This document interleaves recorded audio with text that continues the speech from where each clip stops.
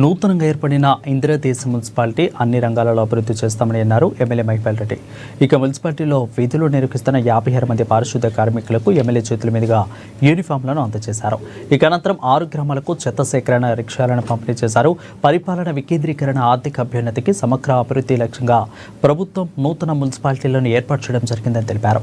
ఇక నేపథ్యంలో రాష్ట్ర రాజధానికి కూతవేటు దూరంలో ఉన్న ఇంద్రదేశం మున్సిపల్ పరిధిలోని గ్రామాలను అభివృద్ధి చేయాలన్న లక్ష్యంతో ఇంద్రదేశము కేంద్రంగా నూతన మున్సిపాలిటీ ఏర్పాటు చేయడం జరిగిందని తెలిపారు. ఇక మున్సిపల్ పరిధిలో అభివృద్ధి కార్యక్రమాలకు, సంక్షేమ పథకాలకు ప్రభుత్వం పెద్ద ఎత్తున నిధులు కేటాయిస్తుందని తెలిపారు. తొలి విడత ఇంద్రదేశము మున్సిపల్ అభివృద్ధికి 15 కోట్ల రూపాయల నిధులు మంజూరు అయ్యాయని తెలిపారు. పారిశుద్ధ్య కార్మికులకు డ్రెస్ పంపిణీ, అలాగే ఆయా గ్రామాలకు చెత్త తీసుకుపోవడానికి రిక్షాల పంపిణీ. ఈ కార్యక్రమానికి సభాధ్యక్షులు నిర్వహిస్తున్న కమిషనర్ మసూదన్ రెడ్డి గారు, నూతనంగా ఏర్పడిన మున్సిపాలిటీ ఈరోజు ఇంద్రేశ్వరమే కాదు, నియోజకవర్గంలో 5 మున్సిపాలిటీలు కొత్త నూతనంగా రావడం జరిగింది.